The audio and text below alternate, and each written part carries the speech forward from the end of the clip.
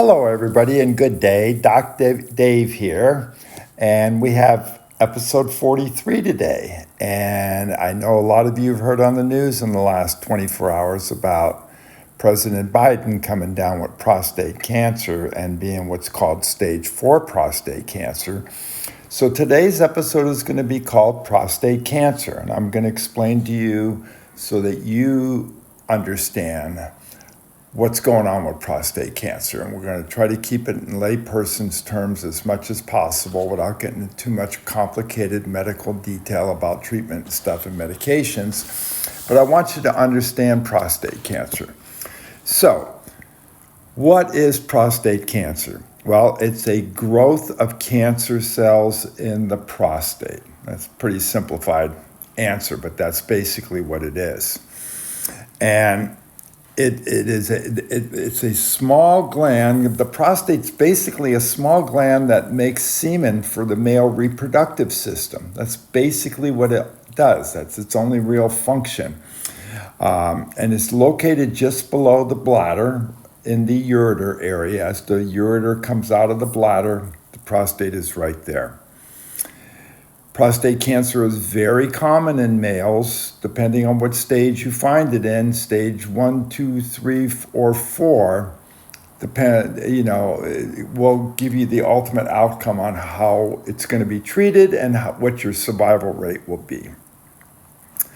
It's very slowly growing type cancer. You may go to your doctor, and he does a PSA or he does a digital physical exam on your prostate, and it's pretty normal. And then, 2 or 3 years later, he starts to feel a little bit of enlargement. And another 2 or 3 years, it even gets larger. And you start getting symptoms, which we'll go over in a few minutes. So it's not a real fast growing cancer like some, lung cancers or pancreatic cancers or brain tumors cancers. Generally, it's found pretty early. You get your physical exams done routinely. You get a PSA, you get a digital exam. It can usually start to feel, especially if the same physician does it, he can start to feel a change in your prostate. Now, there's many treatment options available depending on what stage you find it. We're going to go over the staging in a few minutes. It gets a little complicated, but I'll try to keep it so you understand.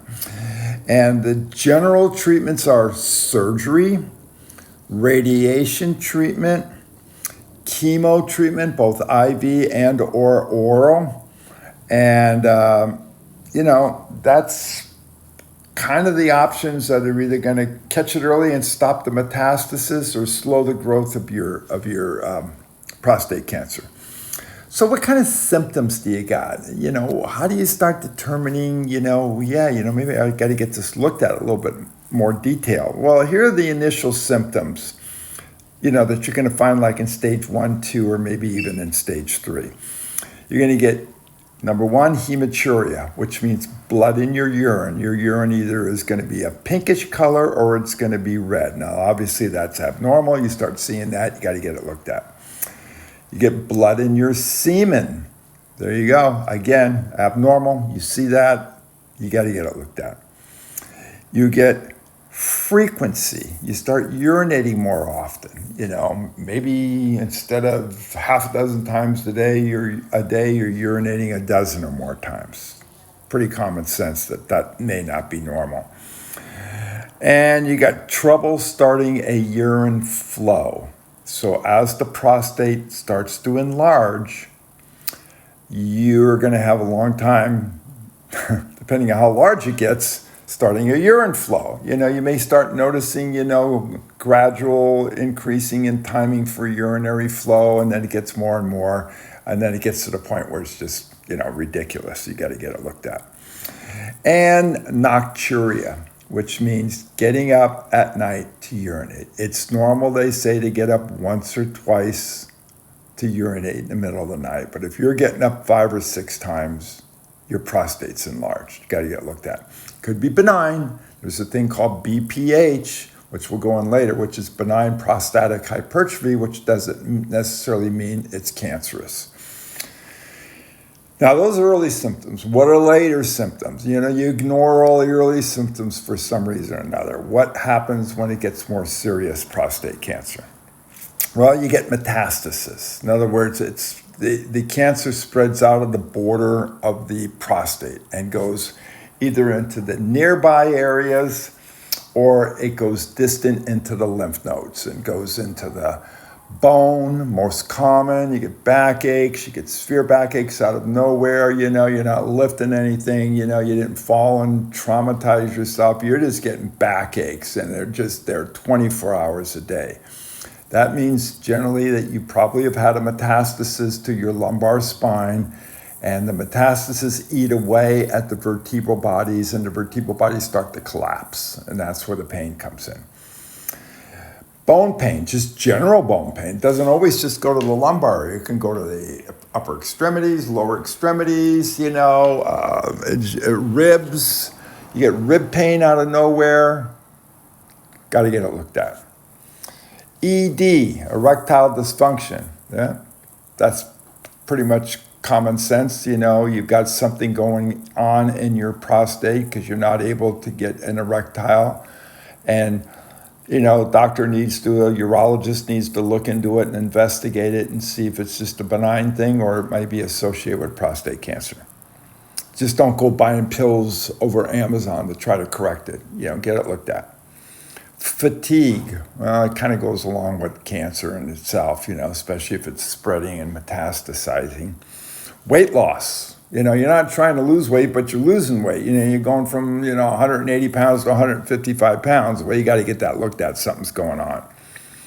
Shortness of breath, especially if it's metastasized to your lungs, which is a relatively common area for it to go to. Not only you get shortness of breath, you're not even a smoker, and you're in relatively good health, and you exercise once in a while, but now you're just getting shortness of breath and fatigue. Those aren't good signs, especially if you start coughing up blood, or what we call hemoptysis in the medical field. So, sometimes it can go to the brain, not very common, but if you get a seizure out of nowhere, that's one of the differential diagnoses that you got to rule out, metastasis from somewhere. So, what is the etiology? How does prostate cancer start? Well, really nobody knows. It's basically one of those medical unknowns. What precipitates prostate cancer? I mean, there's some categories that people fall into, but there's really no known specific stimulus. Not like lung cancer, you're a smoker for 30 years.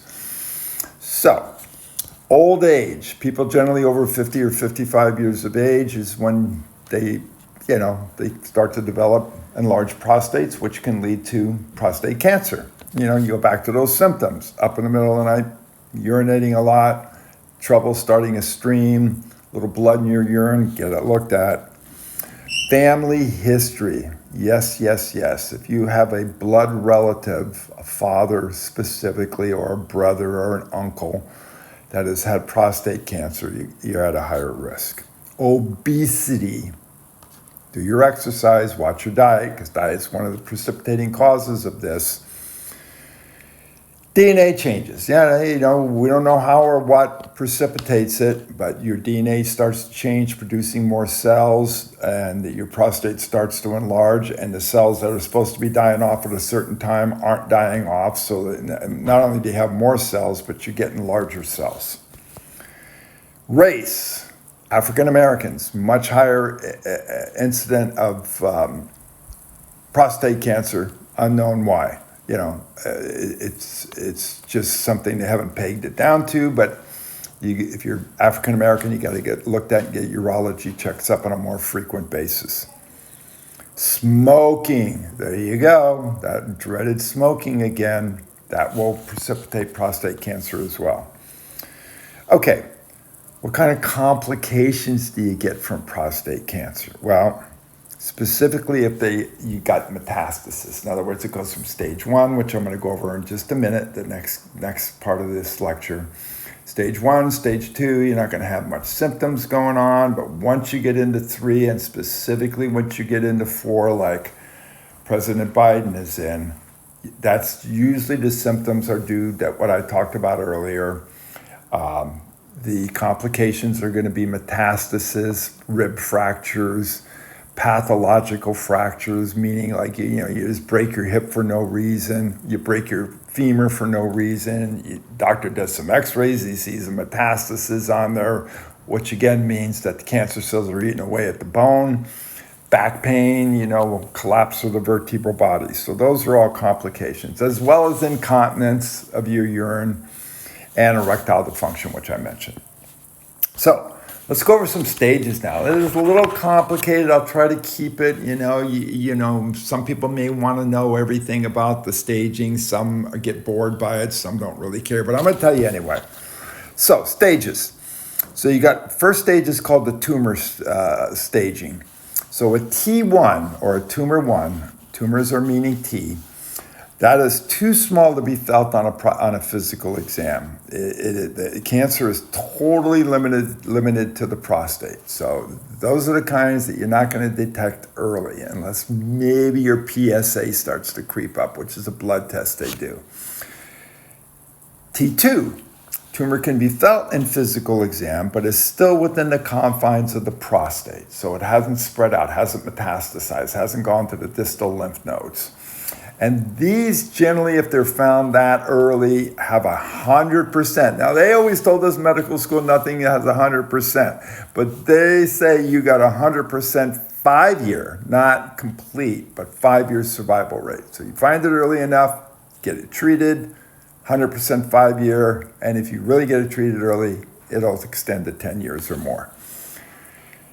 T3, tumor 3 stage. Cancer can spread beyond the prostate to the nearby tissues, but not distant lymph nodes. So in other words, when they do your PSA, it's elevated, they do a biopsy of your prostate, it's positive, but yet, they do distant lymph node biopsies or, CT, MRI scans, and everything else is negative. So that's T3. T4 is where you really start getting into problems. 2 to 3 years survival rate is pretty miserable. Depends if it's androgen or testosterone sensitive enough or not. That's part of the treatment, which we'll get into just briefly. And the T4s, this is the category that President Biden is in, can spread to different distant lymph nodes, bone, liver, lungs.